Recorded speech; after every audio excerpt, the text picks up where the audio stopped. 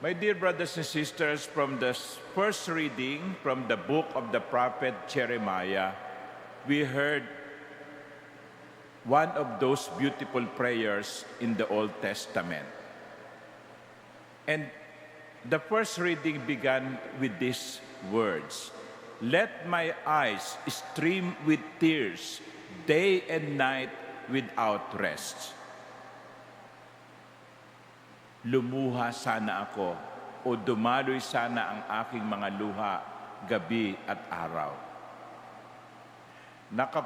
Naranasan niyo na bang magdasal ng umiiyak?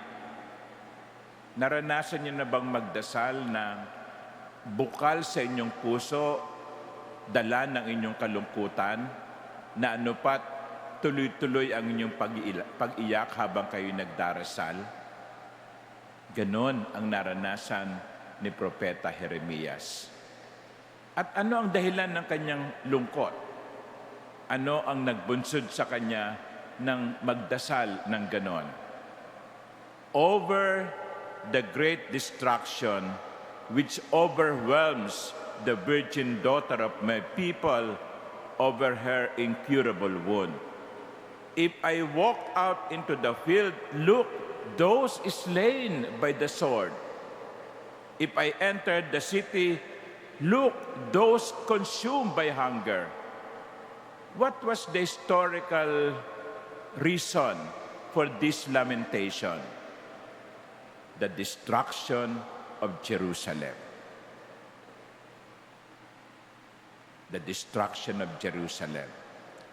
They were invaded by foreign armies and destroyed everything in Jerusalem.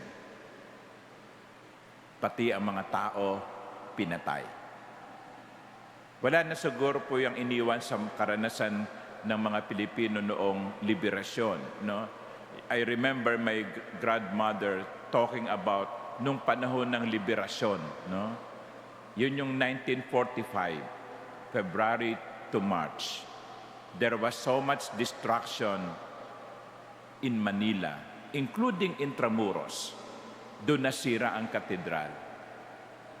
I wonder how the Filipinos felt at the time when they saw everything was burning. Ganun ang naranasan ni Jeremias. Nakita niya ang mga taong pinaslang, ang Jerusalem nasira. Pero alam nyo, hindi naman ito kagulat-gulat eh. Kasi kung nakikinig kayo sa mga nakaraang araw sa unang pagbasa, binigyan na sila ng warning ni Propeta Jeremias. Binigyan na sila ng babala. Pero hindi sila nakinig. Naging mataas ang kanilang ang kayabangan, naging matigas ang kanilang ulo at puso, hindi nila pinakinggan ang warning.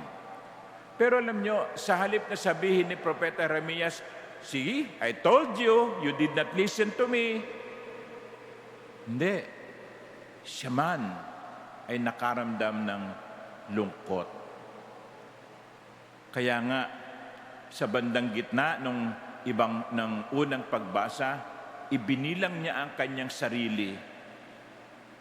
Sabi niya, "We recognize, O Lord, our wickedness, the guilt of our fathers, that we have sinned against you." Ibinilang niya ang kanyang sarili sa mga hindi sumunod o nakinig sa babala. Wala siyang ginawa, wala siyang kasalanan. No? Siya nga ang nagbigay ng warning, pero sa bandang huli, he made himself part of the suffering of his people. That is sympathy. That is love. That is charity.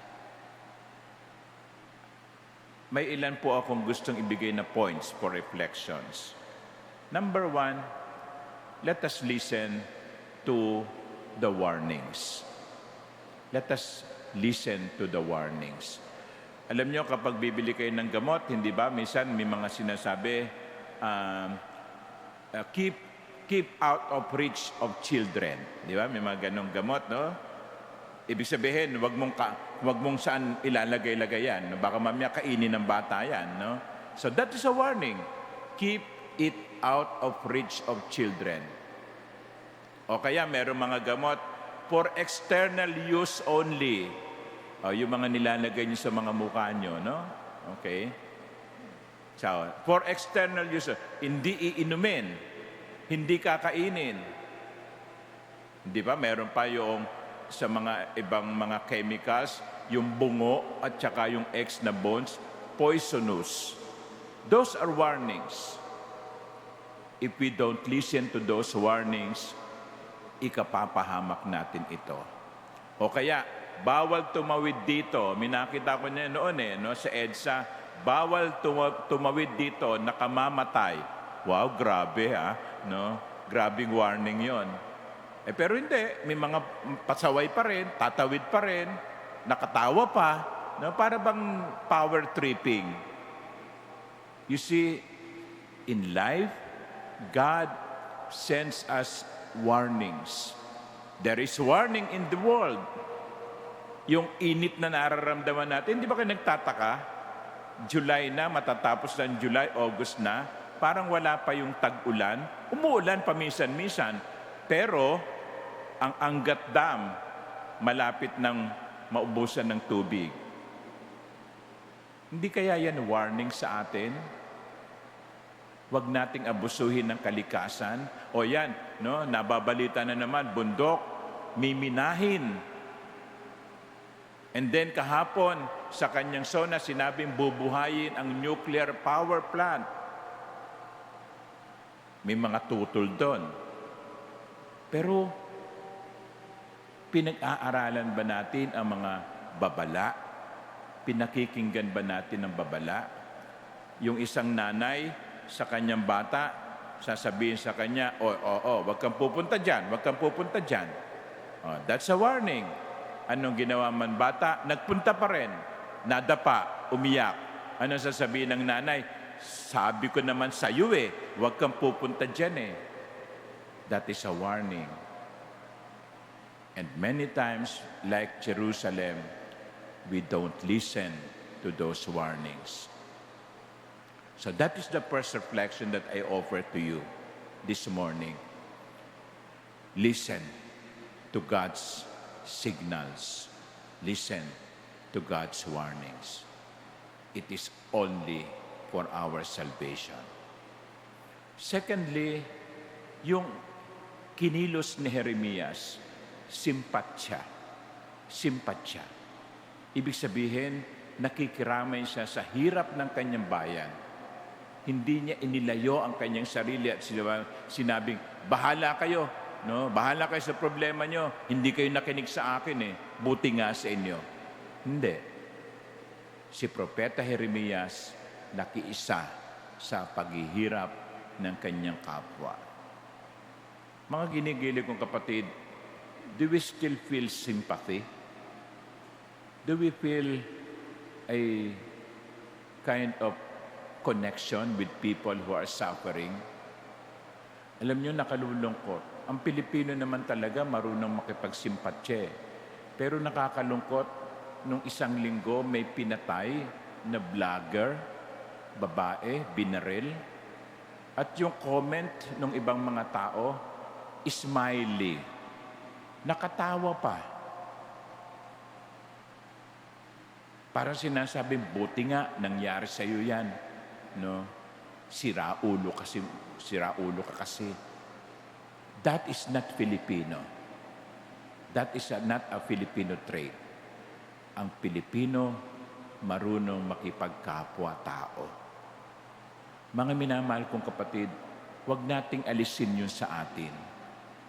Huwag tayo maging manhid. Maaaring hindi tayo nagkakasundo sa politika. Maaaring meron tayong hindi pinagkakasunduan. Pero sa bandang huli, sana huwag maging manhid ang ating mga puso. Jeremiah was not listened to by the people. But in the end, Jeremiah sympathized with them. Let us pray that our hearts may not be hard, but rather sympathetic to the sufferings and pains of others. Amen.